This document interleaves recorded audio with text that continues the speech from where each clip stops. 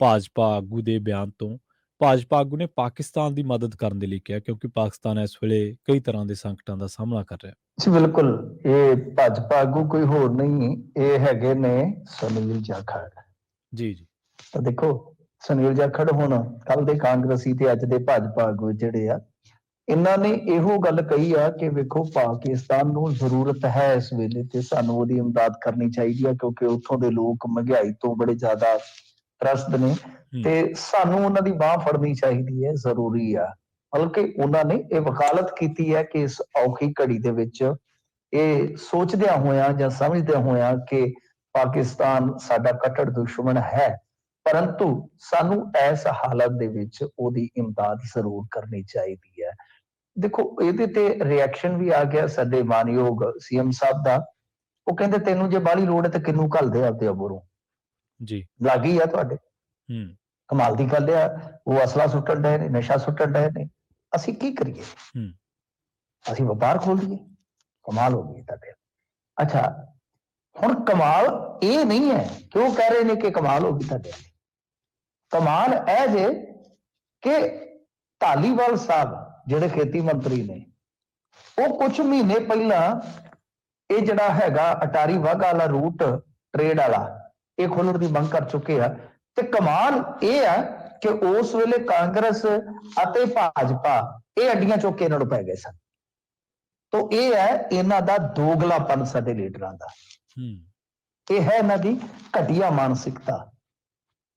ਸਾਰੇ ਵਿੱਚ ਆ ਗਏ ਨਾ। ਮੈਂ ਪੱਖਪਾਤ ਨਹੀਂ ਕਰ ਰਿਹਾ, ਇਮਾਨਦਾਰੀ ਨਾਲ। ਮੈਂ ਜਦੋਂ ਇਹਨਾਂ ਨੂੰ ਘਟੀਆ ਕਹਿ ਰਿਹਾ, ਤੁਸੀਂ ਦੱਸਣਾ ਜੀ ਕਿ ਜਦੋਂ ਇਹਨਾਂ ਗੱਲ ਕੀਤੀ ਤੇ ਉਹ ਪੈ ਗਏ, ਅੱਜ ਜਾਖੜ ਨੇ ਗੱਲ ਕੀਤੀ ਤੇ ਪੈ ਗਏ। ਕੌਣ ਘਟਿਆ ਇਹਨਾਂ ਚ? ਤੁਸੀਂ ਹੁਣ ਦੱਸੋ, ਕੋਈ ਹੈ ਘੱਟ?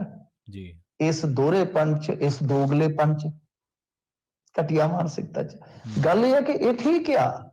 ਹੁਣ ਜੇ ਗੱਲ ਨੂੰ ਕਹਿਣਾ ਹੋਵੇ, ਅਸੀਂ ਵੀ ਮੰਨਦੇ ਹਾਂ ਕਿ ਪਾਕਿਸਤਾਨ ਵੱਲੋਂ ਆਉਂਦਾ ਬਥੇਰਾ ਕੁਛ ਆਉਂਦਾ ਹੈ, ਪਾਕਿਸਤਾਨ ਵੱਲੋਂ ਸ਼ਰਾਰਤ ਵੀ ਹੋ ਸਕਦੀ, ਸਾਰਾ ਕੁਛ ਅੱਗੇ ਹੋਇਆ ਹੈ, ਇਤਿਹਾਸ ਦਾ ਪਾਠ ਹੈ ਜੀ।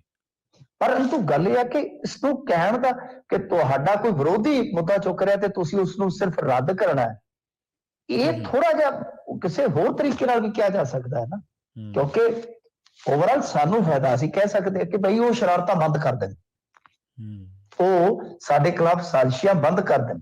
ਜਾਂ ਇਹ ਕਿਹਾ ਜਾ ਸਕਦਾ ਹੈ ਕਿ ਪਾਕਿਸਤਾਨ ਪਹਿਲਾਂ ਟੇਬਲ ਤੇ ਆ ਜਾਵੇ, ਬਈ ਪਾਕਿਸਤਾਨ ਟੇਬਲ ਤੇ ਆ ਜਾਵੇ, ਉਹ ਜ਼ਾਹਰ ਕਰੇ ਕਿ ਹਾਂ ਭਾਈ ਉਹਨਾਂ ਨੂੰ ਜ਼ਰੂਰਤ ਹੈ ਸਾਡੀ, ਅਸੀਂ ਵੀ ਸੋਚਾਂਗੇ, ਵਿਚਾਰਾਂਗੇ, ਪਰ ਪਹਿਲਾਂ ਭਾਰਤ ਸਰਕਾਰ ਦੇ ਨਾਲ ਟੇਬਲ ਤੇ ਆ ਜਾਵੇ। ਕਿੱਡੀ ਸੋਹਣੀ ਗੱਲ ਹੋਏਗੀ। ਮਤਲਬ ਕਿ ਪਰ ਸਾਡਾ ਪੰਜਾਬੀ ਨੇਤਾਵਾਂ ਦਾ ਬਸ ਇੱਕੋ ਸੋਚਣਾ ਹੈ ਕਿ ਉਹ ਫਲਾਣੀ ਗੱਲ ਫਲਾਣੇ ਨੇ ਕਹੀ ਹੈ ਤੇ ਉਹਦੇ ਨਾਲ ਮੈਂ ਸਹਿਮਤ ਕਿਵੇਂ ਹੋਵਾਂਗਾ। ਤਾਂ ਗੱਲ ਇਹ ਘਟੀਆ ਗੁਣਾ ਹੈ ਇਹਨਾਂ ਦਾ ਕਿ ਜਦੋਂ ਧਾਲੀਵਾਲ ਸਾਹਿਬ ਨੇ ਗੱਲ ਕੀਤੀ ਤਾਂ ਇਹ ਪੈ ਗਏ ਸਨ। ਸਰਸਾ ਹੋਇਆ, ਪੂਨਾਵਾਲਾ ਹੋਇਆ, ਤਵਾੜੀ ਹੋਇਆ, ਸਾਰੇ ਅੱਜ ਹੁਣ ਮਾਨ ਸਾਹਿਬ ਪੈ ਨਿਕਲੇ ਨੇ, ਕੀ ਕਰੀਏ ਦੱਸੋ। ਖੈਰ, ਇਹ ਇਹਨਾਂ ਦੇ ਆਪੋ ਆਪਣੇ ਰਾਜਨੀਤੀ ਦੇ ਤਕਾਜ਼ੇ ਹੈਗੇ ਨੇ, ਇਹ ਇਹਨਾਂ ਦੀ ਆਪੋ ਆਪਣੀ ਰਾਜਨੀਤੀ ਦੀ ਮੰਗ ਹੈਗੀ ਆ। ਪਰੰਤੂ ਗੱਲ ਇਹ ਆ ਕਿ ਮਾਨ ਸਾਹਿਬ ਨੂੰ ਸ਼ਾਇਦ ਇਹਨਾਂ ਚੀਜ਼ਾਂ ਦਾ ਪਤਾ ਨਹੀਂ ਕਿ ਜਿਸ ਪੱਧਰ ਤੇ ਉੱਥੇ ਸਾਰਾ ਕੁਝ ਹੋ ਰਿਹਾ ਹੈ, IMF ਉੱਥੋਂ ਚਲੇ ਗਿਆ, IMF ਉਹਨਾਂ ਨੂੰ ਕਰਜ਼ਾ ਨਹੀਂ ਦਿੰਦਾ, ਉਸ ਸੂਰਤ ਦੇ ਵਿੱਚ ਬਹੁਤ ਔਖਾ ਹੋ ਜਾਏਗਾ। ਉਹਨਾਂ ਦੇ ਕੋਲ ਸਿਰਫ 7-8 ਦਿਨ ਦਾ ਇੰਪੋਰਟ ਜੋਗਾ ਬਿੱਲ ਹੈ ਜੀ। ਉਸ ਤੋਂ ਬਾਅਦ ਜੇ ਉੱਥੇ ਕੱਲ ਨੂੰ ਅਸਥਿਰਤਾ ਪੈਦਾ ਹੁੰਦੀ ਹੈ ਤੇ ਇਹ ਦੇਖ ਲਓ ਕਿ ਉਸ ਮੁਲਕ ਦੇ ਵਿੱਚ ਐਟਮੀ ਹਥਿਆਰ ਨੇ, ਉਸ ਮੁਲਕ ਦੇ ਵਿੱਚ ਖਤਰਨਾਕ ਮਿਜ਼ਾਈਲਾਂ ਨੇ ਜੀ।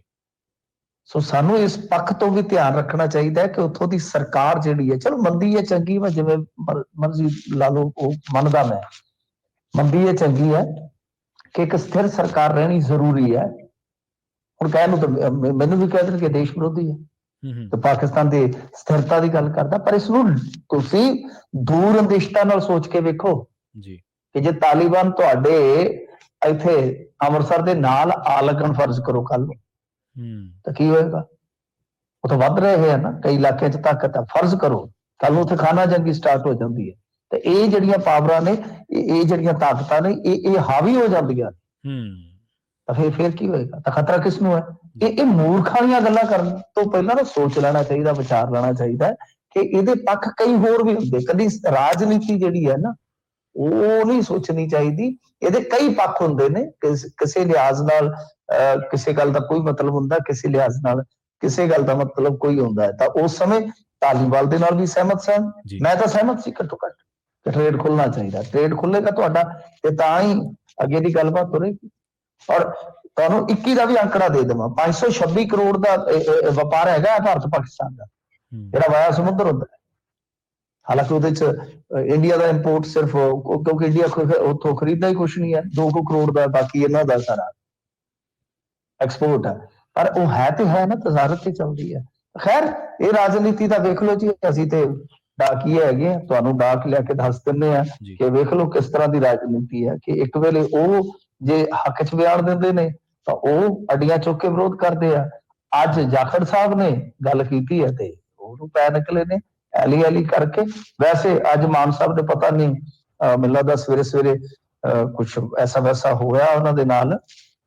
ਵੈਸੇ ਉਹ ਨਹੀਂ ਮੈਂ ਕਹਿ ਰਿਹਾ ਕੁਝ ਗਲਤ ਹੋਇਆ ਹੋਵੇਗਾ, ਕੁਝ ਮਤਲਬ ਕਿ ਕਿਸੇ ਗੱਲ ਦਾ ਖਾਸ ਹੀ ਉਹਨਾਂ ਨੂੰ ਲੱਗਦਾ ਕਿ ਅੱਜ ਗੁੱਸਾ ਸੀਗਾ ਕਿ ਉਹਨਾਂ ਨੇ ਪੈਂਦੀ ਸੱਟੇ ਅੱਜ ਫੇਰ ਜਿਹੜਾ ਹੈ ਉਹ ਰਾਜਪਾਲ ਦੇ ਨਾਲ ਵੀ ਅੱਡਾ ਲਾ ਲਿਆ। ਕਹਿੰਦਾ ਕਿ ਮੈਂ ਨਹੀਂ ਜਵਾਬ ਦੇ ਹੈਗਾ ਤੁਹਾਨੂੰ, ਮੈਂ 3 ਕਰੋੜ ਲੋਕਾਂ ਦਾ ਚੁਣਿਆ ਹੋਇਆ ਨੁਮਾਇੰਦਾ, ਉਹਨਾਂ ਨੂੰ ਜਵਾਬ ਦਿਆਂ, ਤੁਹਾਨੂੰ ਕਾਹਦਾ ਜਵਾਬ ਦਿਆਂ।